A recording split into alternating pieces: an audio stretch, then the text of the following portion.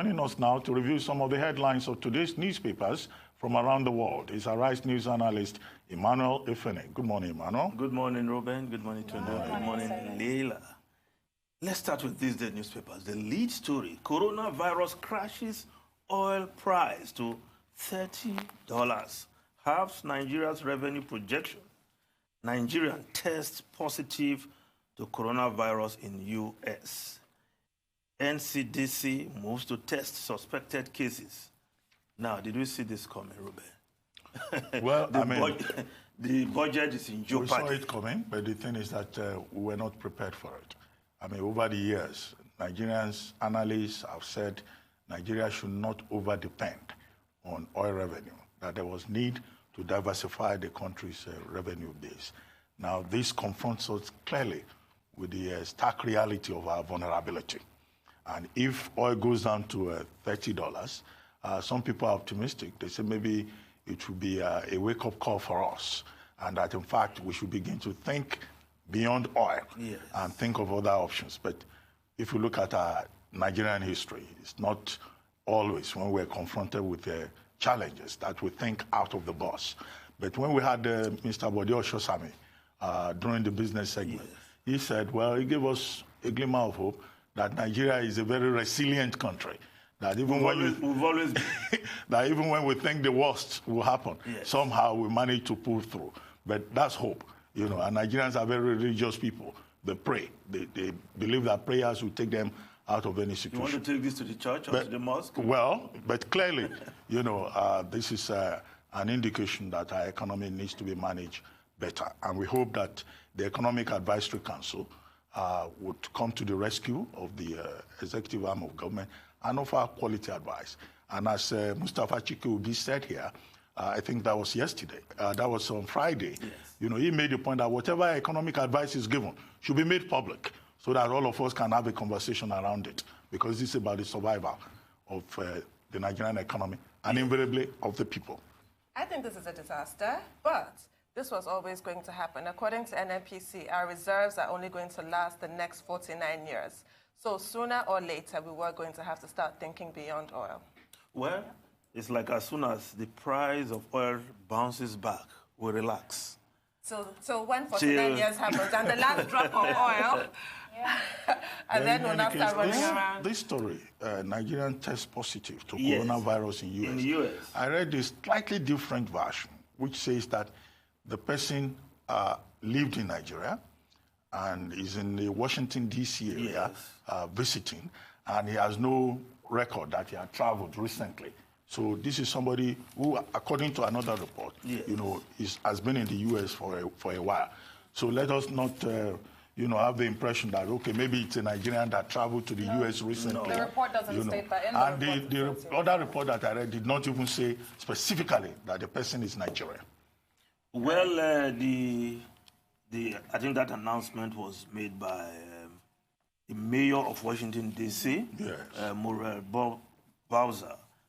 Well, whether the Nigerian just traveled or is based there, well, not too clear, but I don't think this person traveled for Nigeria very recently. No.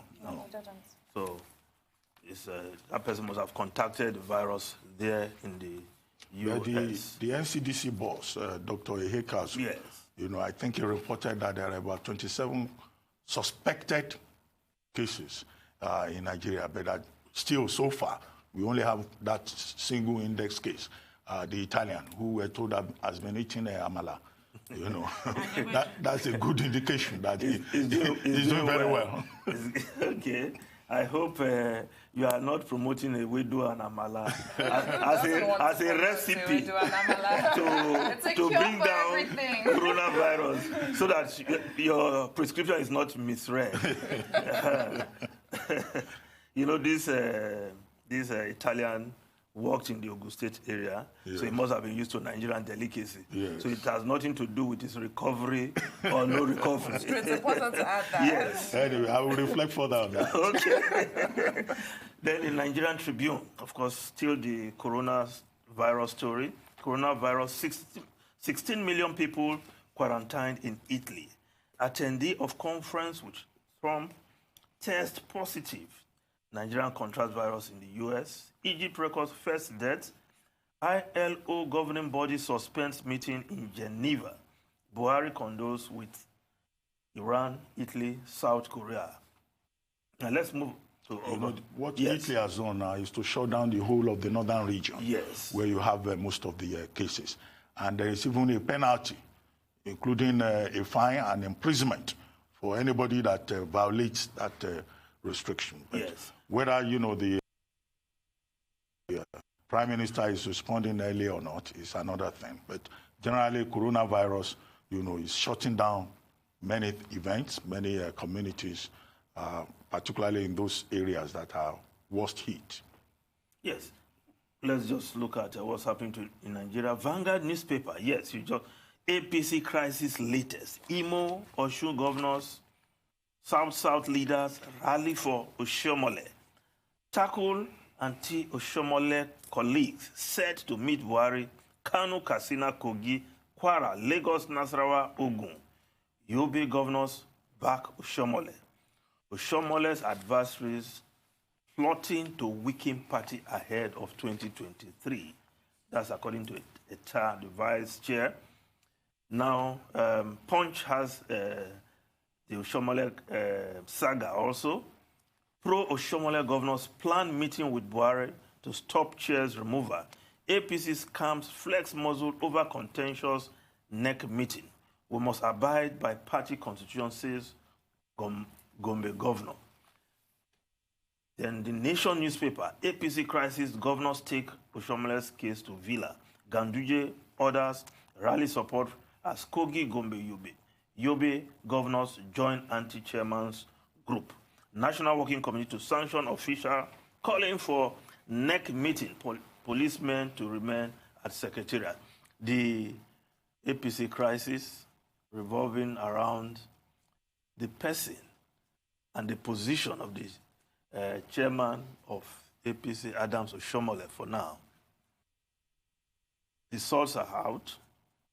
I don't know whether Oshiomhole will survive this, but the leader of the party, as in President Muhammadu Buhari now, needs to wade into the matter if there's to be any headway or respite for Oshiomhole. I think that's all it's going to take. Yes. But then which way is he going to weigh in? Pro-Oshiomhole or anti? Well, we'll look for a middle ground. Whatever happens, what is clear is that the party is already divided, and that even if there is any semblance of reconciliation, these seeds of discord that have been sown, not just today, before now, even before the 2019 general elections, would only further germinate.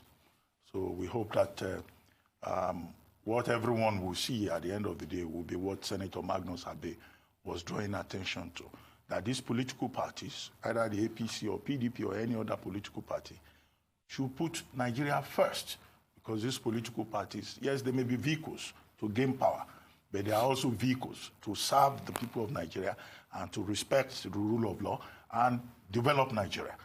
But what we see oftentimes when these political parties have problems is that everything is reduced to individual egos. And to deepen our democracy, because a lot of the problem stems from lack of internal democracy. Oh, yes. And you don't grow democracy when certain powerful people or persons within a party think they can just lord it over others. Democracy without Democrats. Yes, it's a shame. The party that was formed, this coalition was formed to bring change. And, same old, same old. Well, but the coalition was formed to gain power. Yes, it's not about service. But and then they've done that for 8 years. Change is what we were hoping to see. Well, so. That was what we were told. Yeah.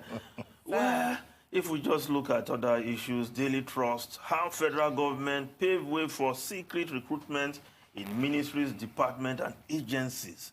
Well-connected children get juicy jobs with ease. Well, according to this report, although I read through the report, I was looking for that because they claim there's a waiver which these agencies are using. Not quite clear whether there was a part, but what the story is saying is that over time, the last couple of years, these agencies, ND, The Nigerian Deposit Insurance Corporation, they've recruited as many as 100 fresh graduates by just speaking without advertising.